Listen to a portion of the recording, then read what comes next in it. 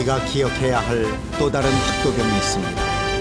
학도병으로는 유일하게 포병으로 활동했던 그들, 서울 학도 포병대입니다. 이곳은 서울 학도 포병대 전우들의 아지트입니다. 일주일에 한 번씩 만남을 갖는다는 이들.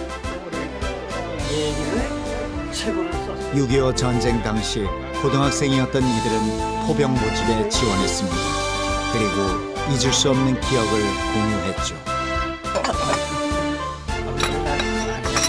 밤에 하나 6.25 전쟁 때 18, 나 17, 이 19, 용산고등.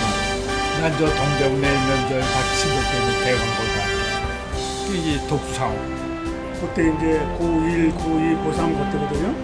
그때 같이 나가서 군대에서 고생하고 그 추억이 잊어버리지 않고 그래서 이제 유대가 되는 거예요. 한마디로 사성이라면 옛 저런 잊을 수 없어. 이들이 처음 만났던 곳은 용산고등학교였습니다. 순국탑 앞에서 먼저 간 전우들에게 인사를 합니다.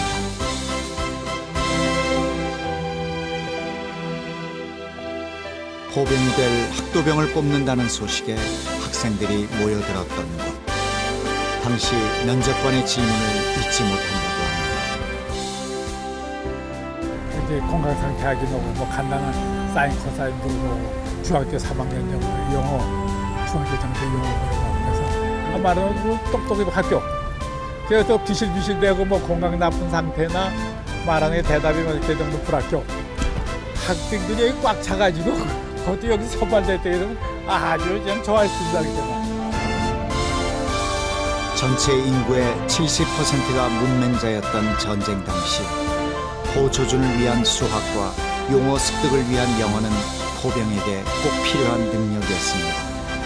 그런 조건에 딱 맞는 이들은 학도병 중 유일하게 포병대대에 배속됐죠. 유엔군이 9월 28일 날 서울을 탈환하고 그다음에 바로 38선에서 북진을 하는 그 시기에 한국군은 미군으로부터 포를 많이 받았습니다. 그래서 포대가 기존에 6개 대대에서 10개 대대로 늘어났는데 늘어나다 보니까 그 포병 장비를 운용할 병사들이 많이 필요했습니다. 학도병으로 합격한 후 이곳 교실에서 그날 밤을 보냈던 이들. 교실에 모여 앉은 소년들은 전쟁에 대한 두려움 대신 승리를 위한 전의를 다졌습니다. 뭐 상당히 사기가 올라가지고 말이야 그냥 이게 영상 상태에서 단점이 있었는데 그런 분위기 있다.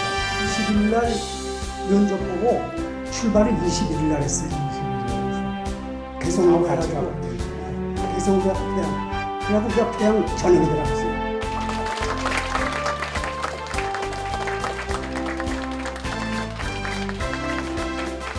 이 영산고등학교에서 학도연구로 참견한 그 당시 대광중학교 3학년 학생 김석찬.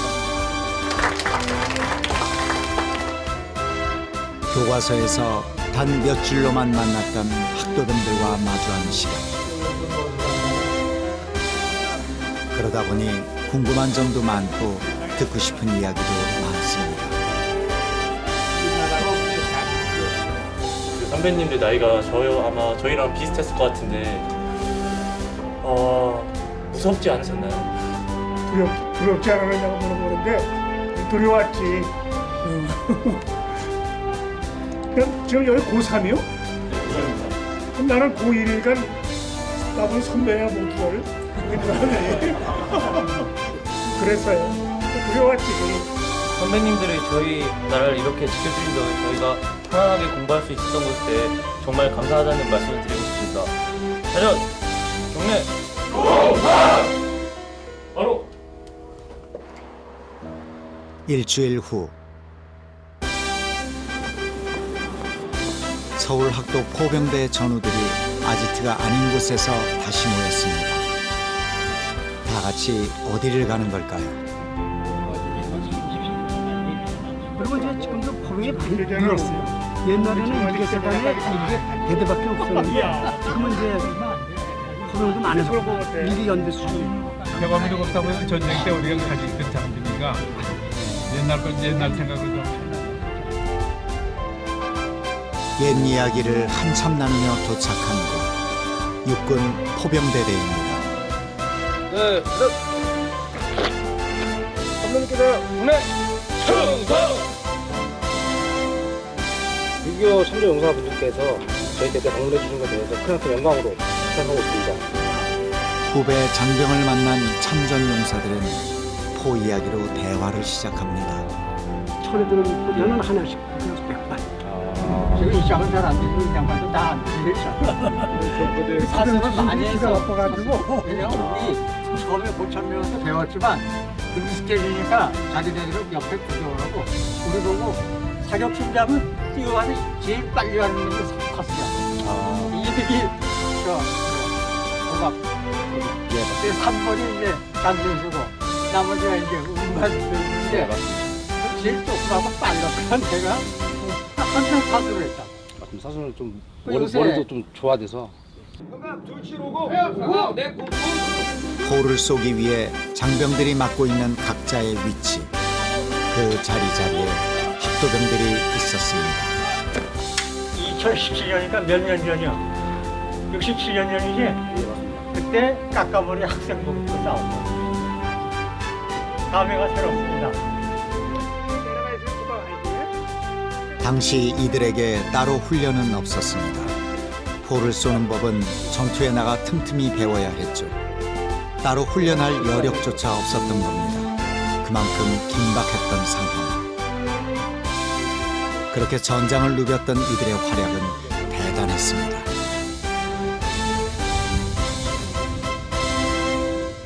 좀 평화스러운 시대 보니까 제대로 물건이 다 보이지만 우리 때는 그냥 포탄하고 포신밖에 보이는 게 없었어요. 휴전될 무렵에는 이 말하면 계속 사격을 밤 하루 진쟁일, 낮 하루 진쟁일 이거를 일주일을 계속했다. 근데 나중에 아침에 일어나고 보면 이 약협이라는 게 뒤로 나와. 약협은 열쇠로 된 거, 좀더 있지려고. 그게 쌓여져 있는 게 한 산을 이루어. 어떻게 포를 많이 쐈는지. 군 장비는 발전하고 시대 상황도 달라졌지만 시간이 지나도 변하지 않는 것이 있습니다. 바로 학도병들의 생생한 증언입니다. 지금의 대한민국을 있게 했던 학도병들, 장병들에게 마지막 당부의 말을 전합니다. 꼭 이해야 된다고 주면 안 돼.